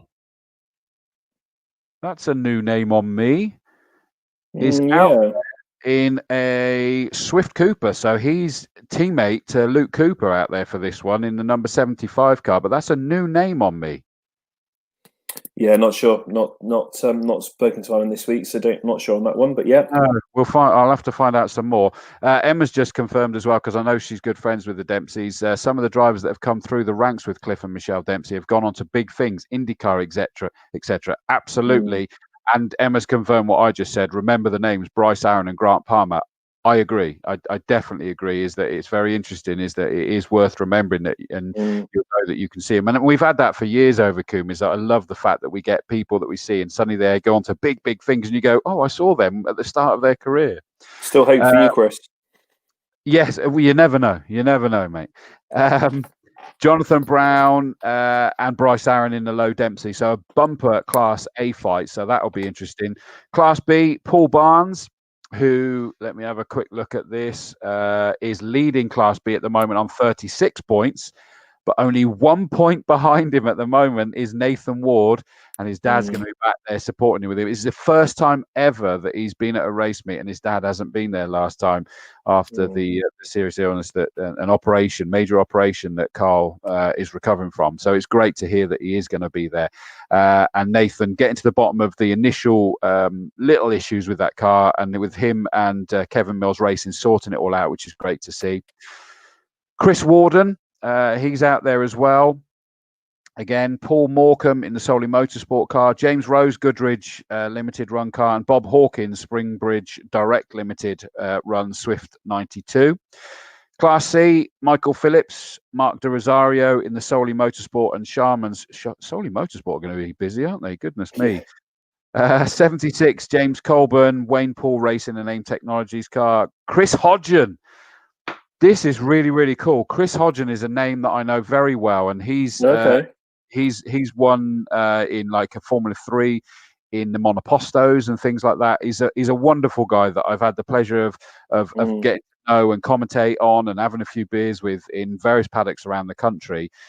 He was due to race with us on the 1st of August, actually, but he what did he do? He trapped a nerve in his back, and he's been in massive pain. The only caveat to that is that he's racing at, I'm sure he said he's racing at Brands Hatch this weekend, but I can't remember what's on at Brands Hatch this weekend. But he's down there for that.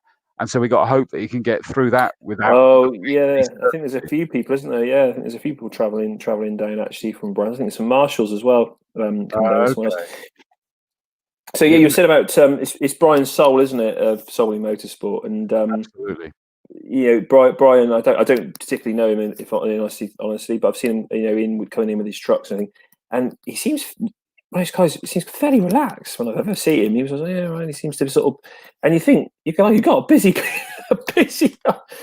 lot there, haven't you? So fair play to him. How he keeps that calm, God only knows. But yeah, like you said, he's got, what's he got there? He's got 1, 2, 3. Is that 4 cars he's running? 4 cars.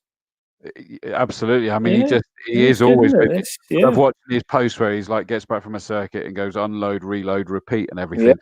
Thank you, Nathan Ward, by the way. He's just sent me a very important message, and I'd missed that. And Emma Strawford has also said Rob Hall has raced at COMBE before, had a few years out back now. Well, above and beyond that, he's there in Class A in the it's down at Robert Hall, but we'll call him Rob Hall in car number 75, the Swift. Oh, that's the one we were mentioning about. Sorry, it's because of Robert Hall I didn't clock it. Rob Hall is the 2011 champion of the Castle Combe Formula 4 champion. Okay, right, okay. Thank you very much. Now I realise that I was saying that it's a name new to me. I just didn't clock the Robert Hall bit. Rob Hall is ex-champion. So thank you guys for that one. Excellent. That's a key point. He's a new name for you gents, but not new to Combe by any means. He's not new to me, annoyingly. 2011. That's not new. I just didn't recognise the Robert Hall. You get, well, the thing is, you get caught up when we say that, we get caught up in the moment, don't we? Of like, we've seen them last year, last month, in the last X. I think that's the thing, isn't it? And fairness, Emma's been running the circuit for all her life, and I think that's the thing, isn't it? You there's names that drop in and drop out. We just look at the last probably moment, don't we? Really. And it is, as soon as he said it, I'm like, I know that. Wow, I do know it. And I just completely forgot. So thank you, Nathan Ward, for confirming that it was the 2011 champion, that he's back. How cool is that? We got the 2011 champion back out there in Class A as well. It just makes that Class A even more exciting. So again, make sure that you are tuned. It's just brilliant. So yes, Chris Hodgen out there in the Class C car, the Van Diemen RF89. And Steve Bracegirdle in the Wayne Paul racing car, and another fabulous ever-present real supporter. I saw Wayne today, actually. He was up there testing, and I think he was going into powerboat racing. I think that's what his... and I love Wayne dearly. He's great. He's such a character. He's so funny. He always wants to... he always come in. He's just a great guy, always bouncy, really friendly. And he was wet today. They were wet. They were really struggling today. And he said, I think it's time for powerboat racing. Yeah, it really looked like it as well. Sam Preston saying, liking the hair, Tom. Can't wait to see you next week. Oh, yeah, it's getting cool, isn't it? Yeah. Notice he hasn't said that about me, though. Turtle wax. Anyway, come on, Class D. Class D is just two beautiful cars as well that are out there. Alan Slater in that wonderful Nike Mark IV, the just yellow car that I thought was the sexiest, most beautiful Formula Ford car I'd ever seen. It's been equaled now, I would say, by Bob Higgins out there in his Macon 07 that he flew over from America. It is beautiful. It's almost in the, from memory, it's in like almost like the Lotus livery. Just looks stunning. He had a DNF from memory in race number 2, sadly, like almost straight away. But he's back on the entry list, so hopefully that means that he's got that one sorted. And it will just be great to see him out there as well. So that is the Castle Combe Formula Fords, looking brilliant, to say the least. I'm just checking something because I know I put up a message there. Lewis Bird, are you on the entry list, Lewis? I know you've just said, sorry you're late, you've just joined. Your dad's out, but I'm not sure you are you, mate? But that's a real shame. Because with that note, we're going to turn our attention to the hot hatch challenge. I mean, I don't know whether you've actually added up this on this list we've got now or not. I got turnip. Is that so? I think I got potato turnip. So I'm at 38 or 39. I got so we'll see. Legend, mate. That depends. And that depends on Ross as well, doesn't it? So let's see. Come on, Ross. Let's get you out and get you sorted. But yeah, no, we're about 38, 39 cars, I think. Well, so oh, that's not the one I want. The hot hatches on the 1st of August. The first race was won by, in fact, both races were won by Josh Harvey in his Honda Civic 2-litre. That I think, sadly, his car's for sale. Oh, which is why we're not seeing him out. I was going to say he's not on the list, is he? Yeah, he's not. I think, sadly, that is for sale. I mean, it was just so quick. It was incredible. Yeah.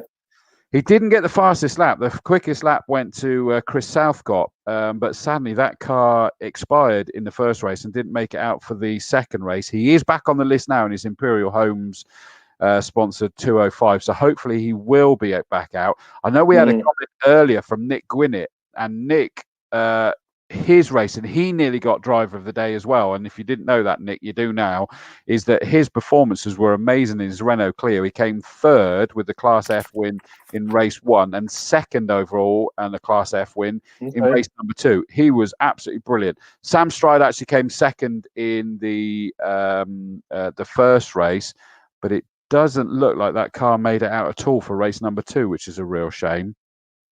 So it just was really coming alive. Darren Duffield we mentioned earlier that was trying to chase down.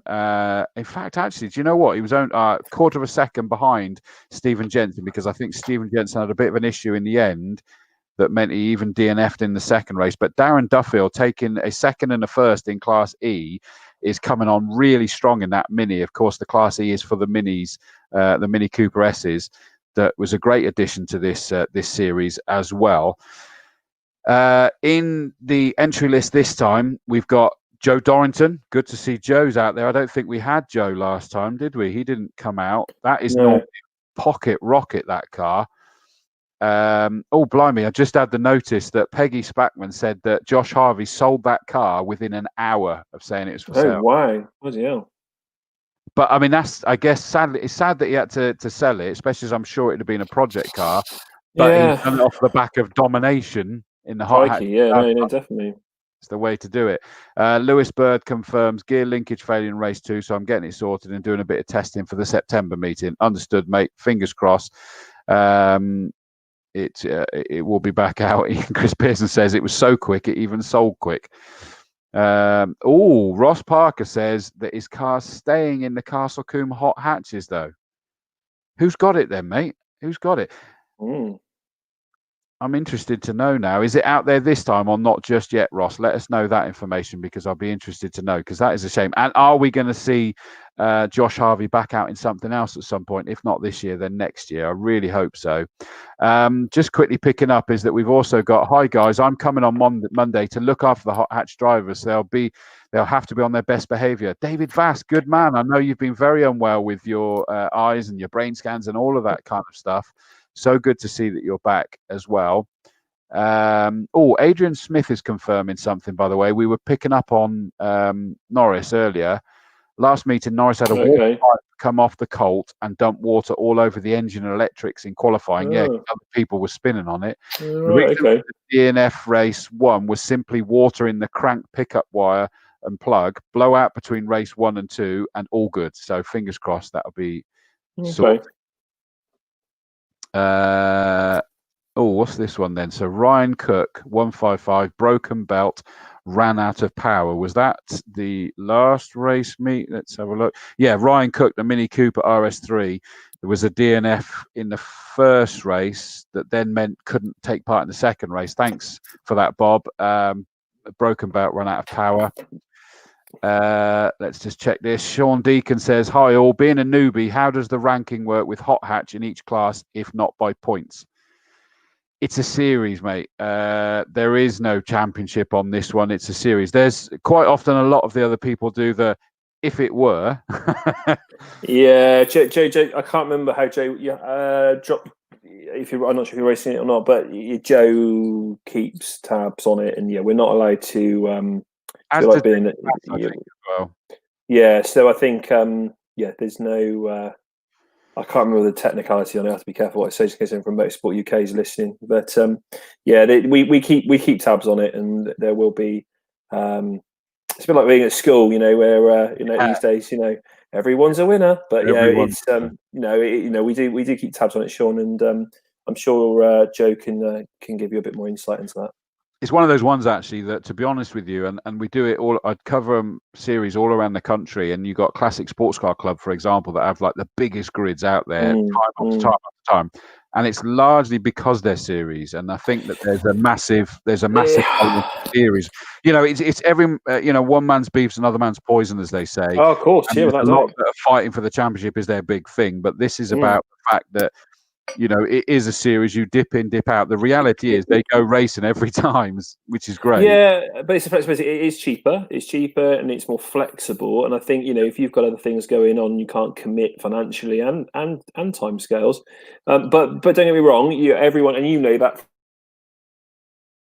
from everyone who's been. We're going to have a virtual award tonight, but there's still points make prizes, as they say. And you still get some recognition, and you still get the joy of it. And I think that's the point. It's just a technicality. Like I said, the man from Motorsport UK is going to ring me tomorrow and say, "Oh, are you counting it? Are you going to have a first and second place?"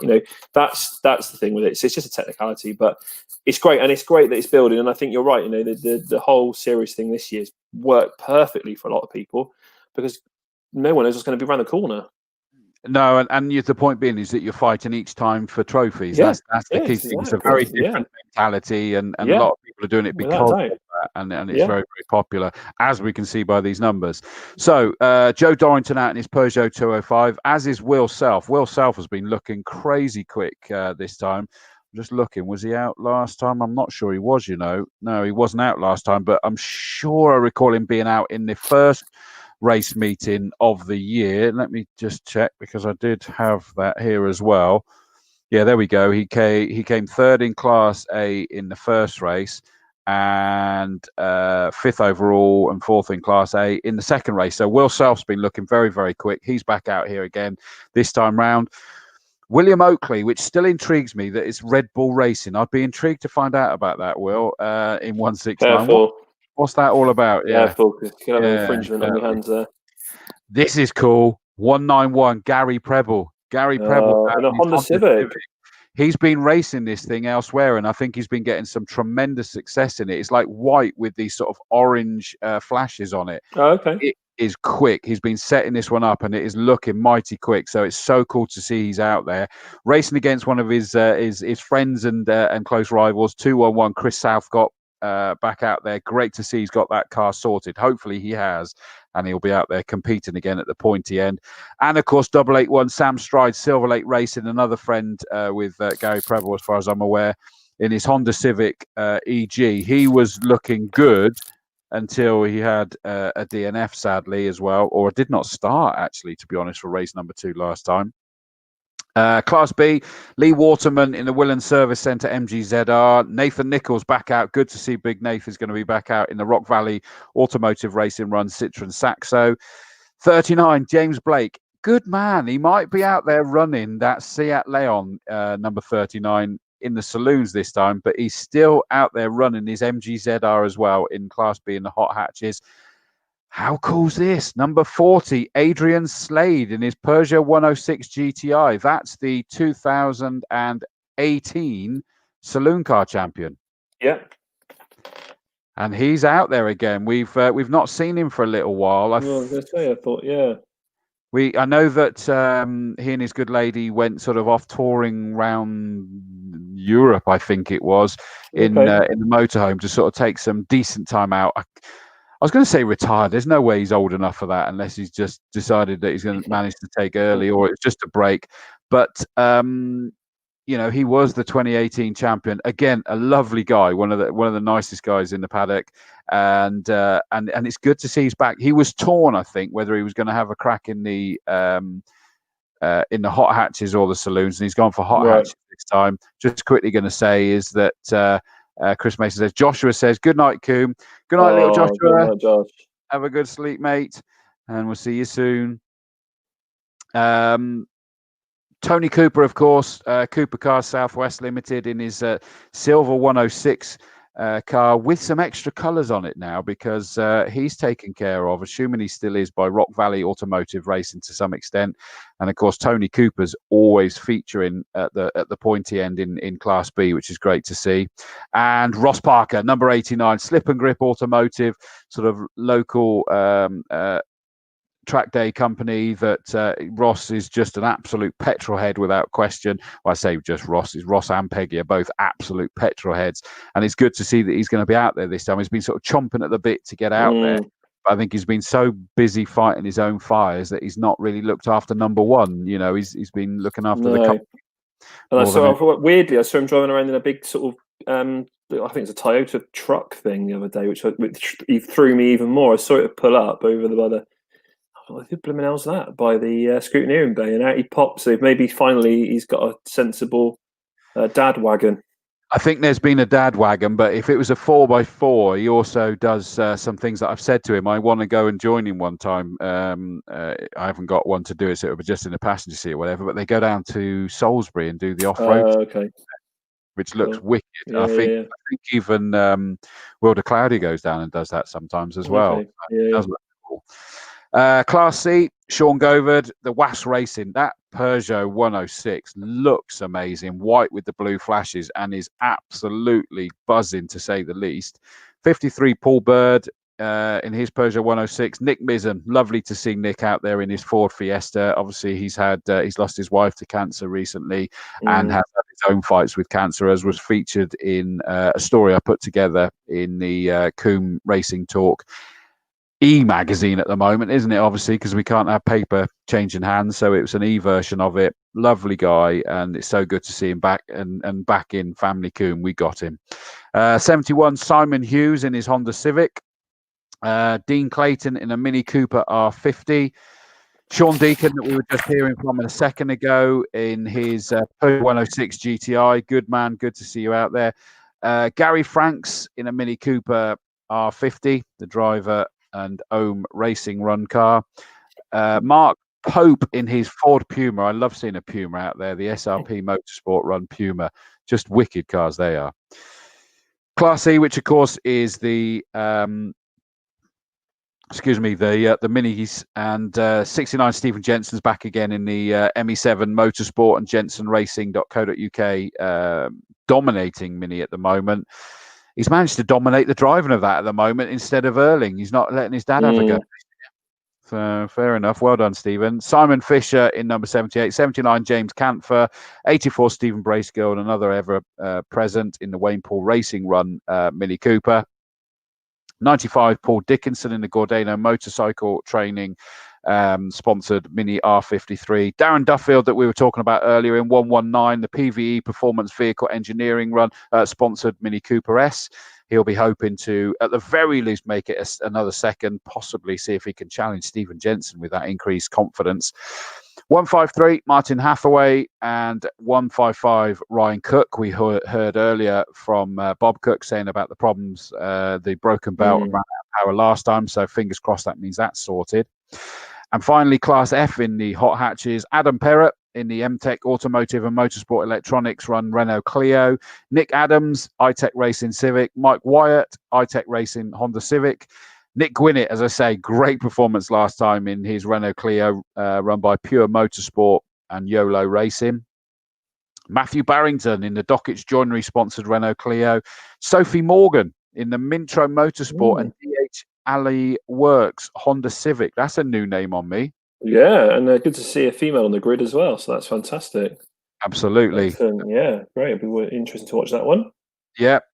55 Graham Cox in the Wayne Paul Racing run Renault Clio. 74 Mike Bland that we were talking about earlier in the Green Machine Peugeot 306 that was going well last time. Tim Adams, number 81 in the Honda Civic, and Lewis Clark 117 in the Ford Fiesta. So just a wonderful grid, and you know that you're going to have fights all the way up and down through that field, aren't you? Yeah, no. Well, it's all to play for, isn't it? And that's the thing with that. Like I said, it's like you said, it's winning on the day that counts, there, isn't it? Really, rather yes, we do something for overall quietly, but it is on the day, isn't it? It's there on the day. That's what it's all about. So, yeah, it's great. That's really good. That's a really great grid. Great to see some new names and people in there, and a great mix. So let's bring it on. I'm just going to pick up, by the way, is that it looks like a Facebook message came through from Alison Sherris Aaron saying, I think Bryce had the fastest lap of the race. Not sure, though, just listening to the live broadcast. Hi, Alison, and thank you for watching. Let me just check. Race number 1, no, but race 2, you're absolutely right. A 1:10.765, which actually was the quickest over the 2 races as well. So Bryce Aaron, yeah, we were talking about how, all these people that could do it blindfolded, these guys are new to it. Yeah, they're doing well. Yeah. Really impressive, isn't it? Also, I'm glad someone's paying attention compared to me and you. That's great, isn't it? So I don't know if they're just... True, yeah. Yeah, thank you for that. Yeah. It's great to see. So that is, we got double headers for all of our championships and the Hot Hatch series. Yep. And we've also got the Sports Racer Challenge. Sadly, not what the numbers we were hoping for. Largely, go on. Correct. No, you can say it. Go for it, mate. No, well, it was a Super Lights, wasn't it? Yeah. Coming over from Ireland, obviously we're going to bring a big grid, and that's I don't know much about them, so you can fill in the gaps. But again, this goes to show, of course, they can't get over. They're having problems out there, and they can't get over and commit. So that's a real shame because they've been talking that up and they've been really excited, and hence we were doing this Sports Racer Challenge. So it's a real shame. And it just goes to prove how tricky things still are. It is, and fair play that stay committed, that we're running with it. It's not a massive grid. They would have doubled this grid at least by bringing those. Yeah, no, without a doubt, it was going to be a much bigger grid. I've commentated on them at Croft, I think was the last time I commentated. They were amazing. I mean, they are just so quick, and the aero on them and all of that sort of stuff are just amazing. But we've still got some interesting cars that are going to be out there, and these things we know are stupidly quick around our circuit. This is the thing, isn't it? It's funny enough. I was in a meeting the other day actually, and someone was talking about a track day organizer that stops all the prototypes and all these kind of things, these radicals and stuff. And I think there's definitely some growth here. And I think, I know a lot of people track them as track day cars and not happy, but it'd be great to see a few more coming through racing. And I know I know we've had our issues with them in the past, but it is something I think that could be developed because there are more and more out of there. And I know there's more and more track day organisers that are a little bit nervous of them because they're so quick. So maybe in the future, there's something we can do there. Well, I've had the privilege of driving a Radical SR3, I think it was, around the Silverstone GP circuit, and just mind-blowing. I mean, to go round the Maggots and Beckett's bit, and you have the passenger next to you with the helmet on and you're wired up on a earpiece and a mic, and they're going, don't lift, don't lift, don't lift. Because the point being with the likes of the Radicals is that if you lift, you lose the benefit of the aero. So you actually have to disengage brain and just go. And Go so for to it. suddenly go through the early stages of Maggots and Beckets, and you're there, your brain Yeah. and your backside's telling you to slow down, and I then suddenly you come out the other end and you go, holy crap, that's just amazing. It just stuck. It was just phenomenal. we see them on Sixth Gear. Sixth Gear use them on their experience days, and people come off and they're shaking. They are absolutely shaking because it's just a close your eye. I think they just do high speed passenger laps in them, and Andy there who takes them out, who runs Sixth Gear. He's raced. I've commented on Andy coming. Yeah. I mean, so you're going out with someone who knows what he's doing. My dad went out with him, and my dad got back and just said, "I said, how was that?" And he went, "I don't know. I had my eyes closed." It's just all kinds of wrong. They make you hold on like that. They make you hold on, and they just go. And then my dad just said, he just closed his eyes, and that was it, basically. So, yeah, they're unbelievable. So it's a real shame we haven't got a few more of those out there, but still great. It's still great to see what's that 3, 4, 5, 6, 7, 8, 8 cars there. It is. Ian Danaher, one of my favourites in the officialdom room, said, "Did you keep off the curbs, Chris?" Probably not, Ian. You know me. I'm just going to flout the rules just for the sake of it. To be honest with you, I suppose you gave it a bit extra downforce as well, didn't you? A bit rude, but yeah, it was exactly that. It was just a phenomenal experience. And by the way, Papa Pa, if you're still watching, is that I even went in the passenger seat for that first as well, and then I had to delay my driving because I was feeling unwell and a bit freaked out, and then eventually I went driving. I'm fine at that. Put me in the driver's seat of anything, no problem. Put me in the passenger, gone. So Class A with a radical SR8 is Nicholas Lindberg. The SR8 is a big car. That's an incredible vehicle that I don't think they make anymore. Sadly. Class B, we've got Richard Gilman in the Gilman's Alliance Specialist Radical SR3. So that's the kind of car I've been out.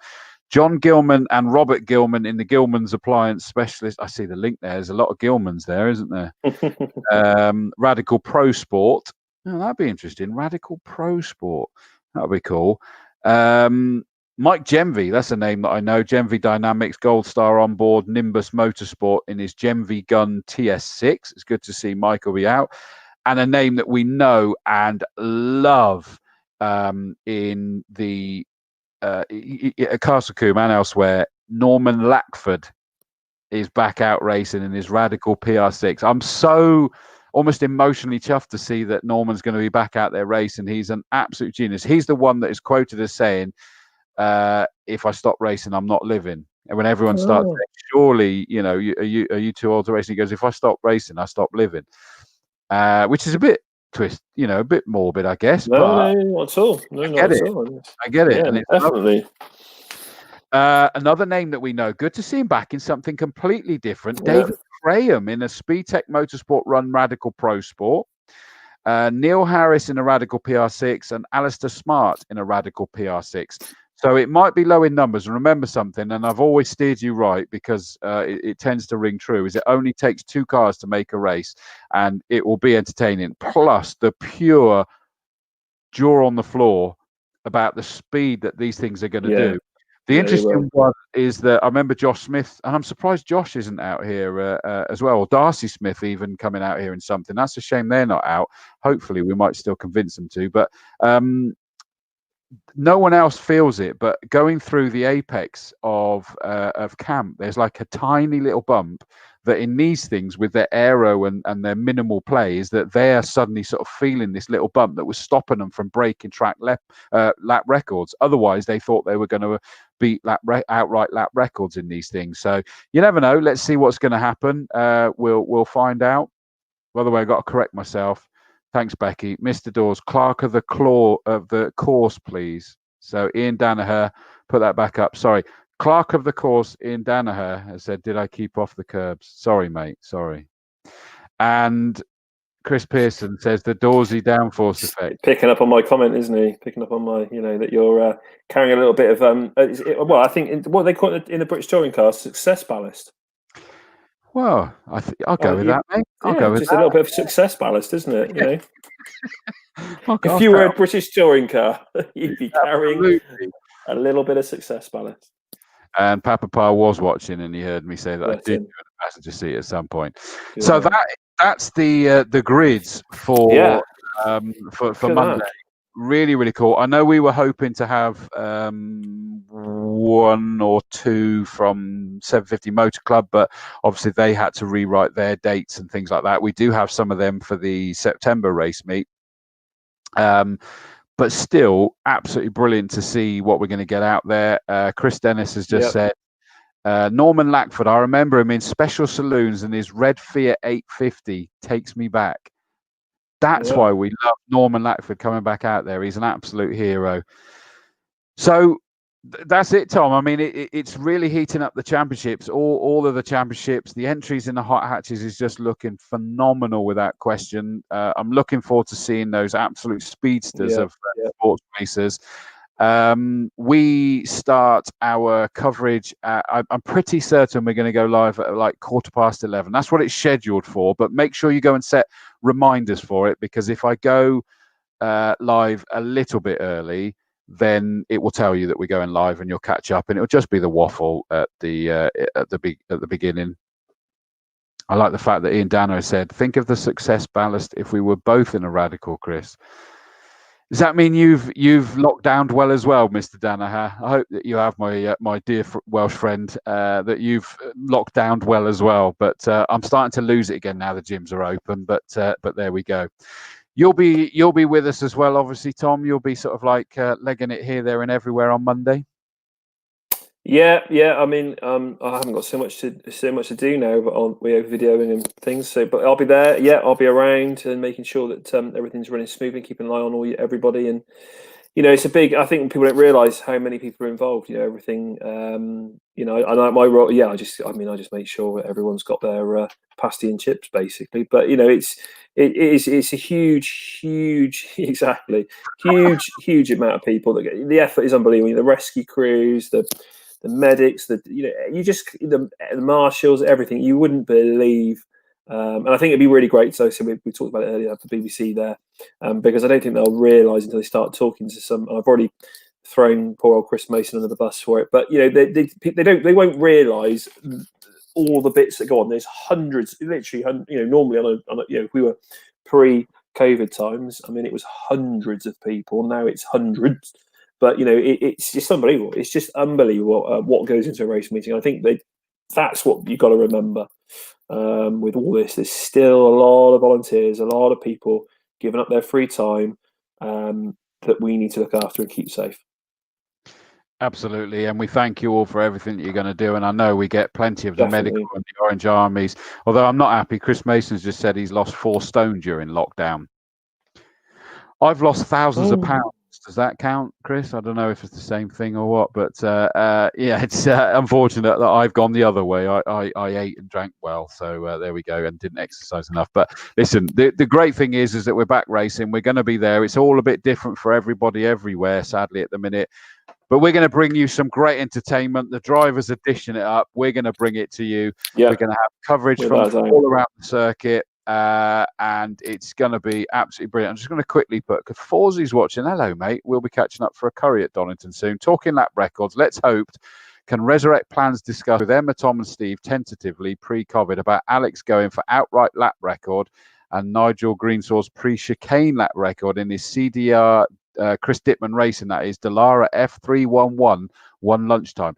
That would be cool to see. That genuinely would, because I think he could do it in that. That's an ex Valtteri Bottas Formula 3 car. That he's racing at the moment. So that would be good. And yeah, to be able to see him both with the chicanes and without the chicanes as well. Thank you everybody for your comments coming in. Thanks for another great show. Thanks, Mike. Appreciate it, mate. Glad to see you back. See everyone on Monday. Please stay safe. From Chris Mason. Becky Hill says, see you all at the Avon Bridge.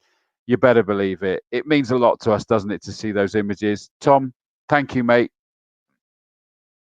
Oh, he's frozen just at the point. I say thank you very much for a cracking show. It's good to be back bantering as usual with you, mate.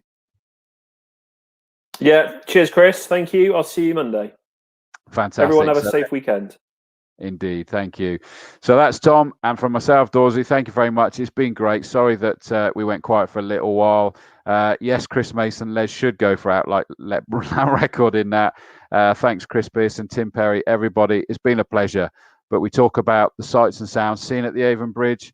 I'm going to round us out for having a look at the image. We'll see you on Monday when we'll be live from probably about 11:15. Stay safe. See you soon.